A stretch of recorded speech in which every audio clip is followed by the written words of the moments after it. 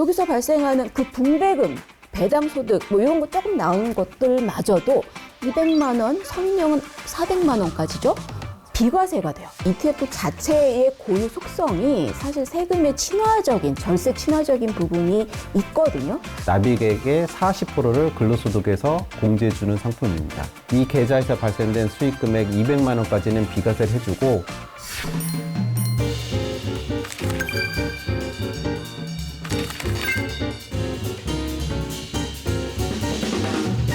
안녕하세요. 아나운서 박지원입니다. 온 국민 투자 레벨을 끌어올릴 시간이죠. KB증권 왕현전 세무전문위원님, KB국민은행의 한병준 세무전문위원님, 오늘도 함께하도록 하겠습니다. 안녕하세요. 안녕하세요. 안녕하세요. 위원님, 혹시 이미 아시나요? 제 월급이 있었는데 없어졌습니다.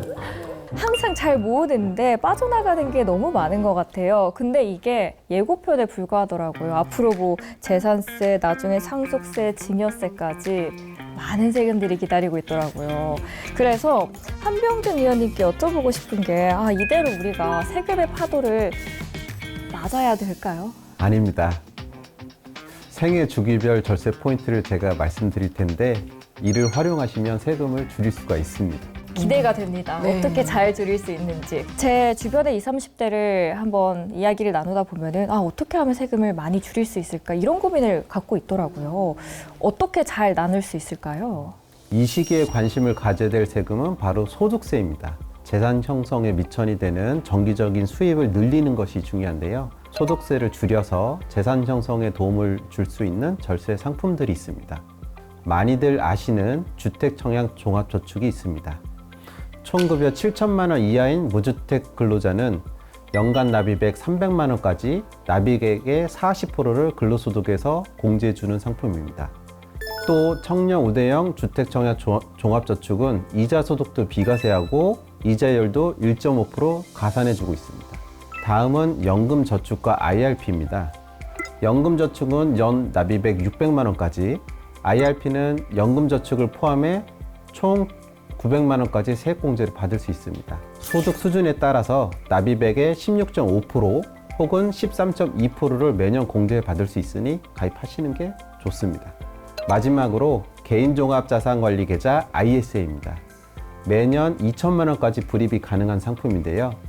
이 계좌에서 발생된 수익 금액 200만 원까지는 비과세를 해주고 초과 발생 수익도 9.9%로 저율 분리 과세하는 상품입니다. 또 만기 자금을 개인형 IRP로 연금 전환한 경우에는 전환 금액의 10%를 최대 300만 원까지 추가 세액 공제를 받을 수 있습니다. 본인에 맞는 여러 가지 상품 중을 선택하셔서 재산을 키우시는 것이 중요합니다.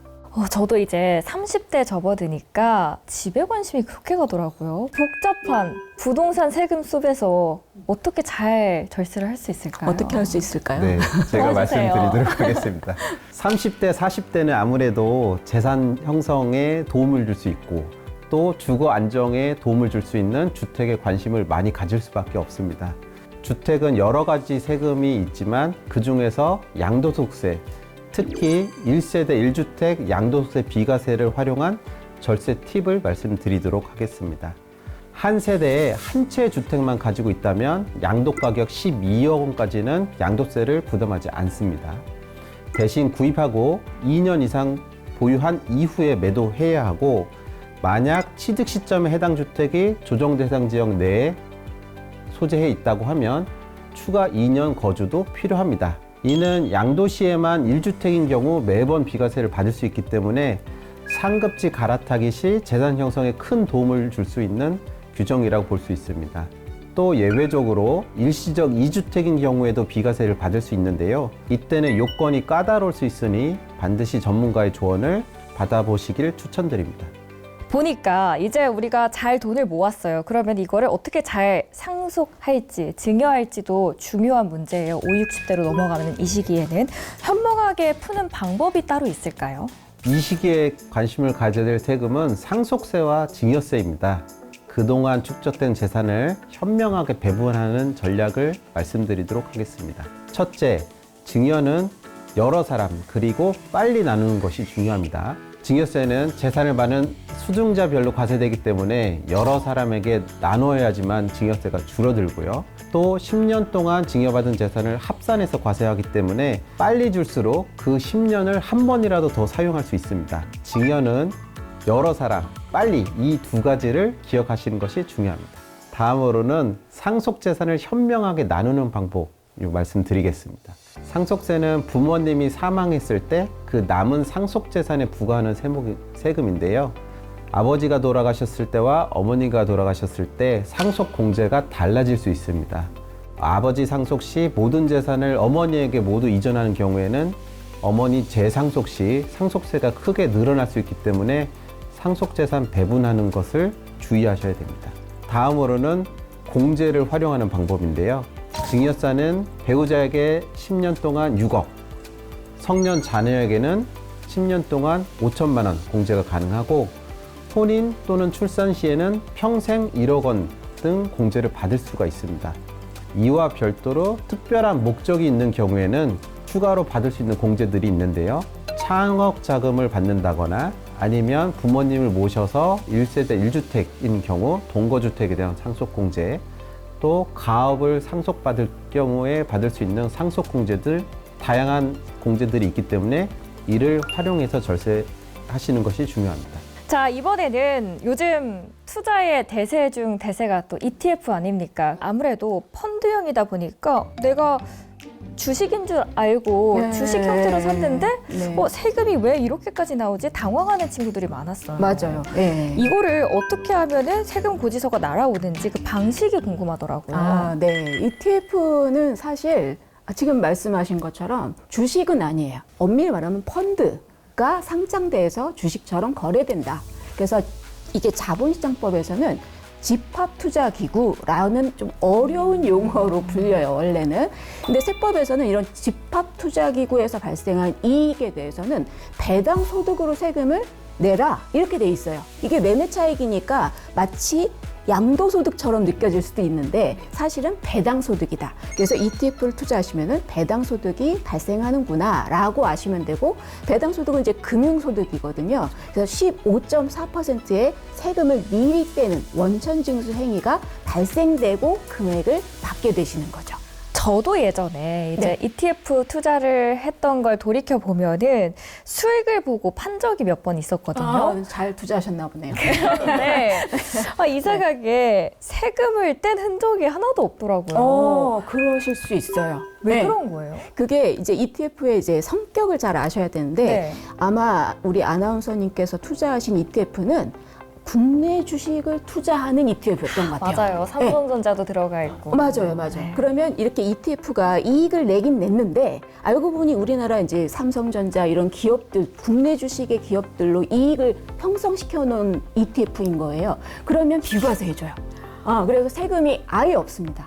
만약에 애플, 구글, 이런 데 해외 주식을 이렇게 담는 ETF들도 굉장히 많아졌거든요. 그런 ETF를 만약 투자해서 이익이 생겼다면 아마 배당 소득을 떼었을 거예요. 국내 주식을 투자하는 ETF도 있고, 그렇지 않은 국내 주식 외의 모든 거, 파생 상품, 금이나 원자재, 그다음에 해외 주식, 이런 것들이 담겨져 있는 ETF도 있구나. 그래서 이걸 잘 이해하고 투자하시는 게 필요하죠.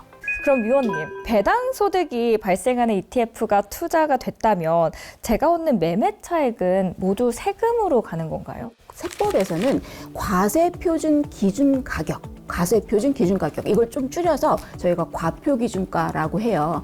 과표기준가로 이익 생기는 부분을 계산했을 때의 이익과 내 실제로 얻은 이익, 이 둘 중에 이게 비교를 했을 때 작은 금액에 대해서 과세를 하게 돼 있어요. 제가 만약에 투자해서 200원만큼 매매 차익을 발생을 했는데 실제 과표기준가로 계산을 해보니까 이 과표기준가는 한 10밖에 안 늘어난 거예요. 그러니까 실제 나는 200원을 벌었는데 10에 대해서만 과세를 하면 나머지 190원은 그냥 아예 비과세라고 생각할 수 있잖아요. 그래서 이런 식으로 계산하는 것이 이 ETF가 가진 특성 중에 하나라고 볼 수 있을 것 같아요. 근데 둘 중에 더 적은 금액이다라고 하면 생각보다 합리적인데요. 굉장히 좋죠. 절세에 굉장히 도움이 되겠죠. 네. 근데 또 주식을 하다 보면 우리가 이익만 보는 게 아니잖아요. 네. 손해를 볼 때도 너무 많습니다.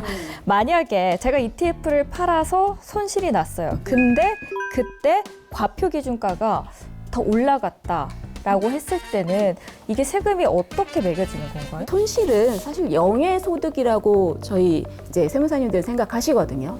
당연히 영의 손실과 영의 소득과 10의 이익 중에 작은 거 당연히 0이죠. 그러면 세금 사실 걷지 않아야 정상이죠. 실제로 이렇게 과세가 되고 있습니다. 주제가 절세인 만큼 ETF를 투자할 때 합법적으로 좀 절세를 할 수 있는 필살기 혹시 아시나요? ETF 자체의 고유 속성이 사실 세금의 친화적인, 절세 친화적인 부분이 있거든요.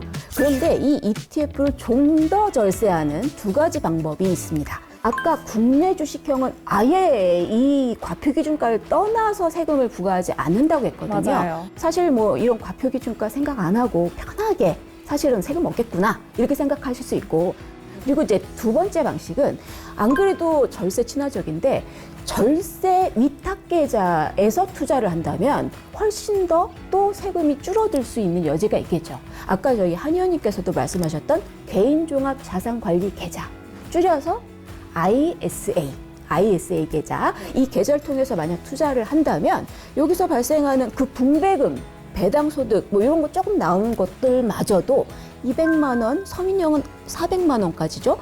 비과세가 돼요. 설령 내가 그 이상 수익이 났다, 배당소득이 더 넘어쳐났다, 그러면은 9.9만 떼면 되는 그런 투자가 가능해지죠. 그래서 이 ETF 투자도 절세 위탁 계좌 안에서 투자하면 훨씬 더 유리해진다라고 말씀드릴 수 있을 것 같아요. 연금 계좌에서도 배당금이 똑같이 적용이 되는 건가요? 연금 계좌는 이제 위탁 계좌라고 저희가 지금 말했던 위탁 계좌에서와 성질이 조금 달라져요. 그래서 위탁 계좌에서는 이제 ETF 고유의 이 상품의 소득 성질을 가지고 세금 부과하니까 저희가 배당 소득 과세한다 이렇게 얘기를 했잖아요. 근데 연금 계좌로 들어가면 그 소득의 기본 성질을 무시하고 연금 소득이나 기타 소득으로 바뀌어요. 그래서 이 연금 계좌 안에서 ETF를 많이 투자하시게 되면 배당 소득세가 나올 걱정은 안 하셔도 돼요. 근데 연금 소득세나 기타 소득세가 나올 수 있다라는 생각은 하셔야겠죠. 그래서 이 연금 계좌에 대한 특성을 조금 이해하시면서 투자하시는 게 필요할 것 같습니다. 네.